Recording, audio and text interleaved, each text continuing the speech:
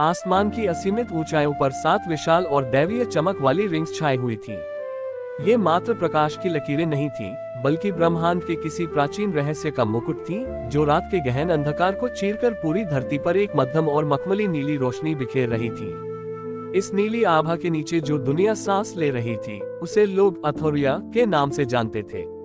ये दुनिया जितनी खूबसूरत थी, उतनी ही खतरनाक भी। यहाँ की हवाओं में केवल ऑक्सीजन नहीं, बल्कि जादुई ईथर बहता था, एक ऐसी ऊर्जा जो अदृश्य होते हुए भी जीवन का आधार थी।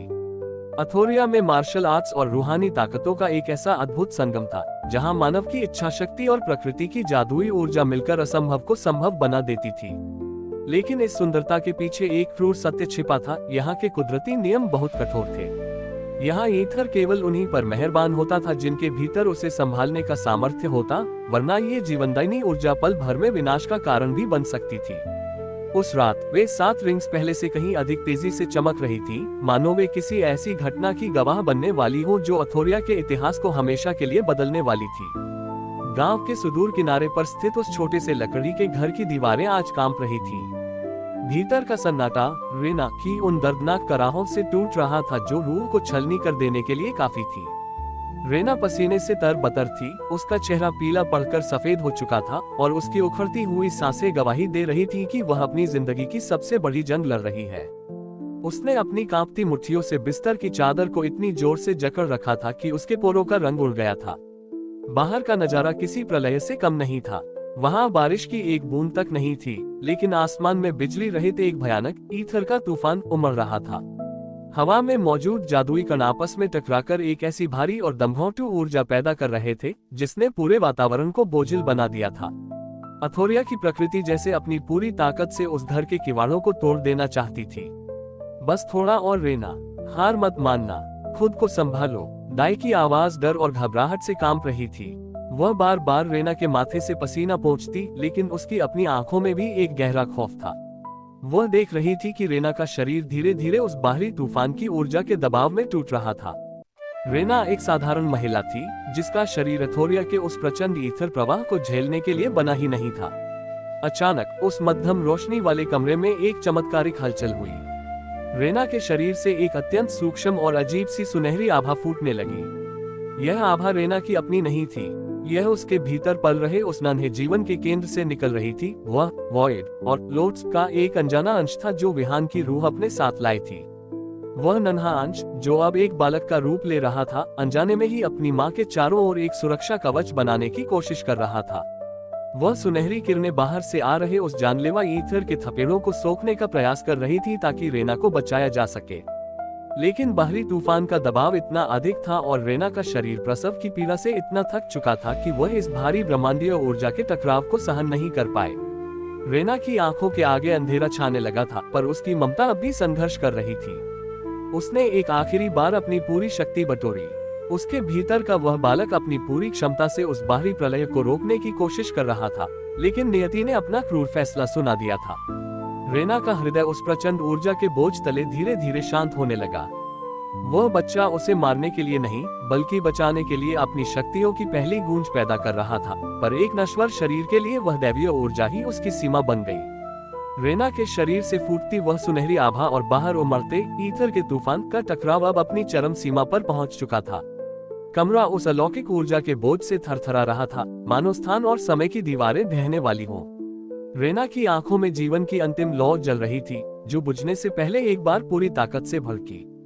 एक हृदय विदारक आखिरी चीख रेना के गले से निकली, जो उस तूफान की गर्जना को भी चीर गई। ठीक उसी पल कमरे के भीतर एक ऐसी तेज और धवल रोशनी फैली कि दाई को अपनी आंखें मींच लेनी पड़ी।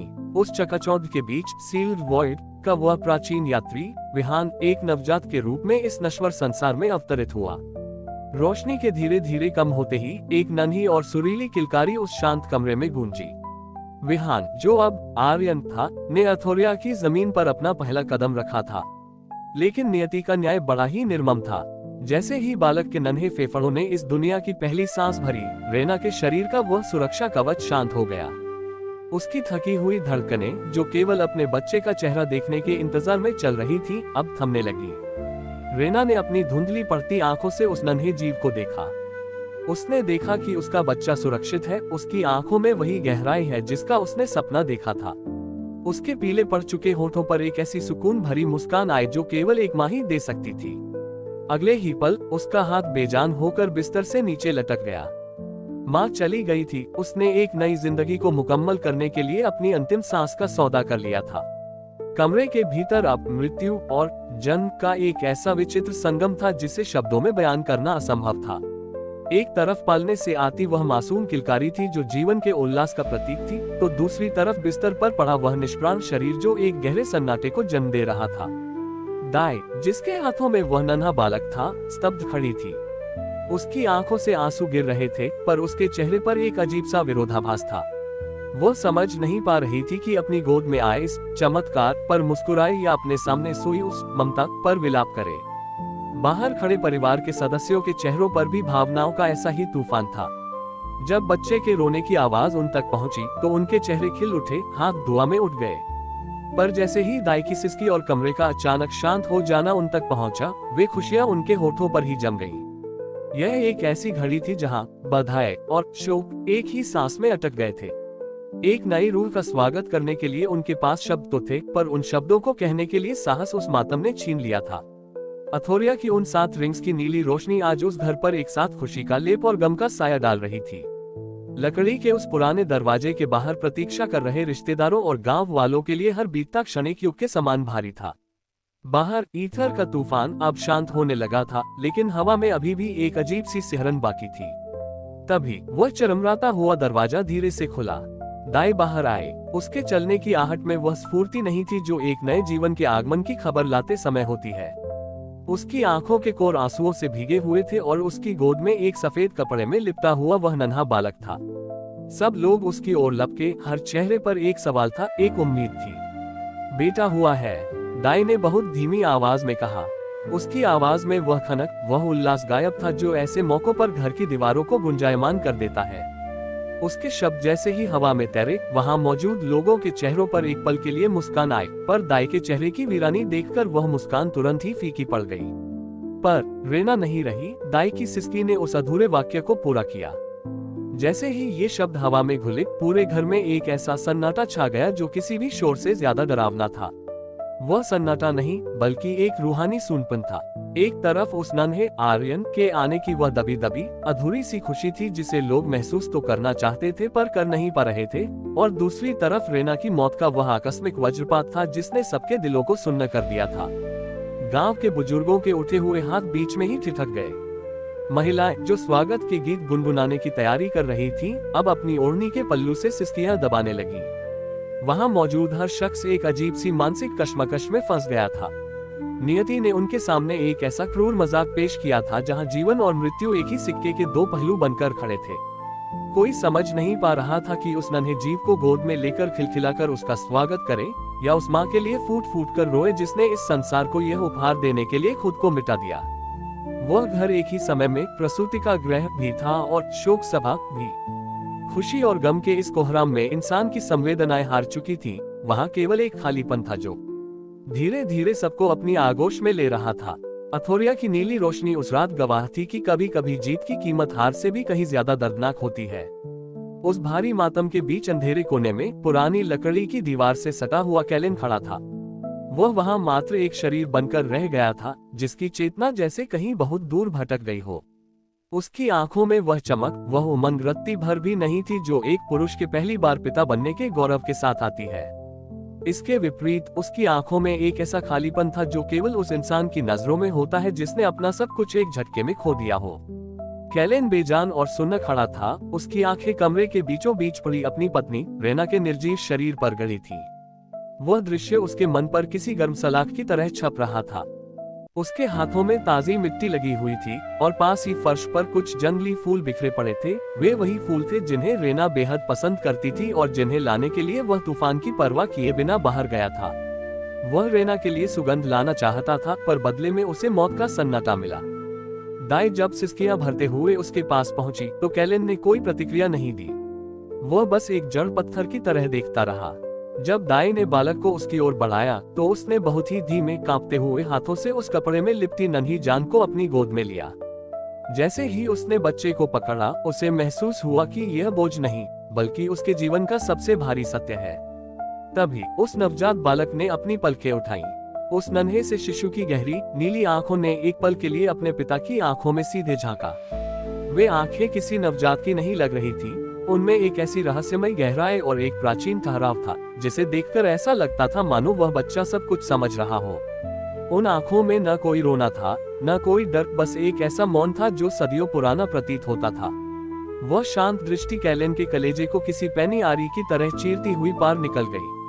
उस पल कैलेन को महसूस हुआ कि उसकी गोद में जो जीवन है, वह केवल उसका बेटा नहीं है, बल्कि एक ऐसी कहानी की शुरुआत है जो उसके और रेना के अस्तित्व से कहीं बड़ी है। उस बच्चे की नजरों के उस ठहराव ने कैलेन के भीतर के बांध को तोड़ दिया, पर वह चीख भी न सका। उसका दुख अब उस सीमा पर पहुंच चुका था जहां आंसू भी सूख जाते हैं। कैलेन ने अपनी बाहों में लिपटे उस नन्हे जीव को अपने सीने से सटा लिया। बच्चे के नन्हे शरीर की वह कोमल गर्माहट कैलेन के सुन्न पर चुके मांस को चीरकर सीधे उसके ठंडे दिल तक पहुंच रही थी। यह एहसास इतना तीखा था कि एक पल के लिए कैलेन की सांसें अटक गईं। उसने अभी अभी आर्यन की उन गहरी प्राचीन आंखों में झांका था और उस एक पल के संपर्क ने उसे अंदर तक झकझोर दिया था। उसे लगा जैसे ये बच्चा उसे सांत्वना दे रहा हो, जैसे वह कह रहा हो कि रेना का जाना कोई अंत नहीं, बल्कि एक उद्देश्य की शुरुआत है। कैलेन की नजरें एक बार फिर बिस्तर पर सोई रेना की ओर मुड़ी। उसका चेहरा अब भी उतना ही शांत था जैसे वह गहरी नींद में हो। कैलेन को याद आया कि कैसे इसी कमरे में कुछ हफ्तों पहले वे दोनों घंटों बैठकर आने वाले बच्चे के भविष्य की बातें करते थे। रेना अक्सर उसका हाथ पकड़कर अपने पेट पर रखती और मुस्कुराते हुए कहती थी कि उनका बच्चा पूरी दुनिया में उनका नाम रोशन करेगा। उसने धीरे से झुककर बच्चे के माथे को चूमा। वह चुंबन पिता का दुलार तो था ही, पर उससे कहीं ज्यादा वह एक विदा होती आत्मा को दिया गया पवित्र वचन था। जब उसने अपना सिर उठाया तो उसकी आंखों के कोर भीगे हुए थे, लेकिन आवाज में एक अजीब सी दृढ़ता थी। उसने बेहद धीमी और गूंजती हुई आवाज में कहा, हमने तय किया था, रेना और मैंने, कि अगर हमारे आंगन में बेटा आता है तो उसका नाम आर्यन रखेंगे। ये शब्द जैसे ही उसके होठों से बाहर निकले, वहां खड़े लोगों के बीच एक सिसकी गूंज उठी। हर किसी की आंखों में आंसू छलक आए। ये नाम महज एक चुनाव नहीं था, बल्कि उन दोनों का साझा सपना था। रेना और कैलेन ने कई रातें जागकर तेल के जलते दिए की मध्यम रोशनी में इस नाम को तराशा था। आर्यन, जिसका अर्थ था श्रेष्ठ, कुलीन और वह जो मर्यादाओं का पालन करे। रेना चाहती थी कि उसका बेटा अथोरिया की इन 7 रिंग्स की तरह ही उज्जवल और महान बने। कैलेन के लिए अब ये नाम सिर्फ एक पुकारने का शब्द नहीं रह गया था, यह उसकी पत्नी की आखिरी निशानी थी, उसका एक अधूरा खत था जिसे अब इस बच्चे को पूरा करना था। कैलेन ने फिर से बच्चे की ओर देखा। आर्यन, तुम आर्यन हो। उस नाम के उच्चारण मात्र से ही कमरे का भारीपन थोड़ा कम हुआ। ऐसा लगा मानो रेना की आत्मा ने अपने पति की आवाज सुन ली हो और वह इस नामकरण पर अपनी मूक स्वीकृति दे रही हो। कैलेन ने आर्यन को कसकर पकड़ा, जैसे वह उस नाम के माध्यम से रेना की यादों को हमेशा के लिए अपने पास कैद कर लेना चाहता हो। अब विहान की रूह उस नन्हे शरीर में आर्यन बनकर पूरी तरह स्थापित हो चुकी थी, एक ऐसी पहचान के साथ जो प्यार और बलिदान की राख से जन्मी थी। नामकरण की वह भारी घड़ी बीतते ही कैलेन के भीतर जैसे कुछ टूटकर फिर से जुड़ गया। आर्यन का नाम पुकारते समय जो कोमलता उसके चेहरे पर थी, वह अगले ही पल एक भयानक और पत्थर जैसी कठोरता में बदल गई। उसने अपनी भावनाओं को जब्त कर लिया, क्योंकि वह जानता था कि अगर वह अब टूटा तो फिर कभी खड़ा नहीं हो पाएगा। कैलेन ने अपनी बहन की ओर देखा, जो पास ही खड़ी सिसक रही थी। उसने बिना कुछ कहे बेहद सावधानी से आर्यन को उसकी गोद में सौंप दिया। जब आर्यन ने अपने पिता की बाहों को छोड़ा तो उसकी उन गहरी आंखों में एक पल के लिए बेचैनी दिखी, पर कैलेन ने अपनी नजरें फेर ली। वह पीछे नहीं मुड़ना चाहता था, वह सीधे रेना के निर्जीव शरीर की ओर बढ़ा। उसने बहुत ही सम्मान और प्रेम से उसे अपनी बाहों में उठाया, ठीक वैसे ही जैसे वह उसे शादी के बाद पहली बार इस घर की दहलीज के अंदर लाया था। तब घर में खुशियों का शोर था और आज केवल लकड़ी के फर्श पर उसके भारी कदमों की गूंज थी। गांव के ऊंचे टीले पर स्थित शमशान घाट की ओर का रास्ता उस रात किसी अनंत यात्रा जैसा लग रहा था। अथोरिया के आसमान में छाई वे 7 रिंग्स अपनी नीली और शीतल रोशनी से पूरे रास्ते को नहला रही थी, मानो वे भी इस विदाई की गवाह बन रही हो। रेना के पार्थिव शरीर को चंदन की लकड़ियों पर लिटाया गया। चारों ओर का वातावरण ईथर की उस भारी गंध से भरा था, जो तूफान के बाद अक्सर हवा में ठहर जाती है। कैलेन ने कांपते हुए हाथों से मशाल पकड़ी।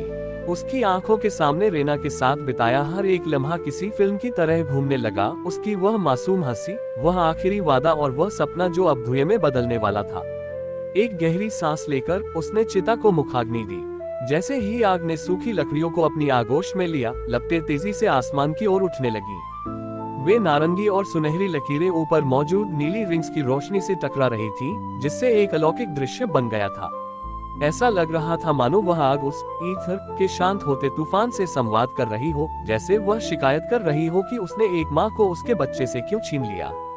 कैलेन वहां एक मूर्ति की तरह खड़ा रहा, उसकी आंखों में आग की लपटें प्रतिबिंबित हो रही थी। वह अपनी पत्नी को अलविदा कह रहा था। वह देख रहा था कि कैसे उसका सारा संसार, उसकी सारी खुशियां और उसके सारे रंग धीरे धीरे काले धुएं और राख में तब्दील हो रहे हैं। राख का हर एक कण हवा में उड़कर उस शून्य में विलीन हो रहा था जहां से विहान की रूह आई थी। वहां खड़े गांव वालों के लिए यह एक अंतिम संस्कार था, पर कैलेन के लिए यह उसके जीवन के सबसे सुंदर अध्याय का अंत था। जब चिता की आग धीरे धीरे शांत होने लगी तो शमशान की वह राख कैलेन के कपड़ों पर आकर गिरने लगी, एक प्रेम की राख जो अब उसके जीवन भर का बोझ बनने वाली थी। पर उस सन्नाटे में भी उसे कहीं दूर से आर्यन की एक हल्की सी गूंज सुनाई दे रही थी, जो उसे याद दिला रही थी कि रेना पूरी तरह नहीं गई है। वह अभी उसकी गोद में पल रहे उस नन्हे श्रेष्ठ बालक के रूप में जीवित है। कैलेन जब शमशान की राख अपनी देह पर समेटे घर वापस लौटा तो उसके कदमों में वह जान नहीं थी जो एक योद्धा या एक पिता में होनी चाहिए। वह हार कर लौटे किसी सिपाही की तरह भारी मन से अपनी देहली पर कदम रख रहा था। घर के भीतर वही दमघोंटू और भारी सन्नाटा पसरा था जो रेना के जाने के बाद वहां स्थायी हो गया था। कमरे के कोने में रखे तेल के दिए की लौ अब अंतिम सांसें ले रही थी। वह बार बार कांपती और फिर मध्यम पड़ जाती, ठीक वैसी ही जैसी कैलेन के भीतर की जीने की इच्छा थी। वह बिना अंदर गए घर की चौखट पर ही बैठ गया। उसके हाथ घुटनों पर टिके थे और उसकी शून्य निगाहें सामने के अंधेरे को ताक रही थी। उसके लिए समय जैसे रुक गया था, न उसे अपनी सुध थी न ही आसपास की।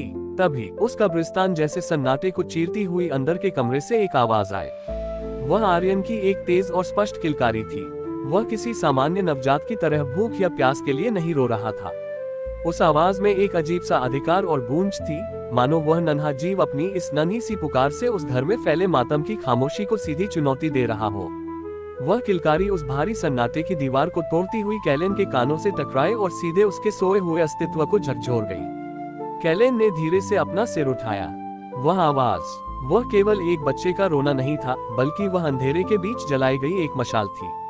उस खामोश घर में जहां मौत अपना डेरा जमा चुकी थी, आर्यन की वह किलकारी एक नई उम्मीद की तरह गूंज रही थी। कैलेन को एहसास हुआ कि भले ही उसने अपनी मोहब्बत को चिता की आग के हवाले कर दिया हो, लेकिन उसी आग की राख से उसका कर्तव्य जन्म ले चुका है। विहान की वह प्राचीन और शक्तिशाली रूह जो अब आर्यन के नन्हे शरीर में सिमटी हुई थी, जैसे अपनी पहली घोषणा कर रही थी। वह इस नई दुनिया के कठोर नियमों, ईथर के तूफानों और अपनी मां की विदाई के शोक से डरने वाली नहीं थी। वह तैयार थी इस नई दुनिया के संघर्षों के लिए, अपनी पहचान को फिर से रचने के लिए और अथोरिया के इतिहास में अपना नाम स्वर्ण अक्षरों में लिखने के लिए। कैलेन के पत्थर जैसे चेहरे पर एक बहुत हल्की सी हलचल हुई। उसने अपनी आंखें बंद की, एक लंबी सांस ली और अपनी देह पर जमी चिता की राख को झाड़ते हुए खड़ा हो गया। अब उसे पीछे नहीं, बल्कि उस आवाज की ओर बढ़ना था। आर्यन की उस किलकारी ने एक योद्धा को फिर से जगा दिया था। एक गाथा का अंत हो चुका था और एक महागाथा का बीजारोपण उसी उदासी के बीच हो गया था।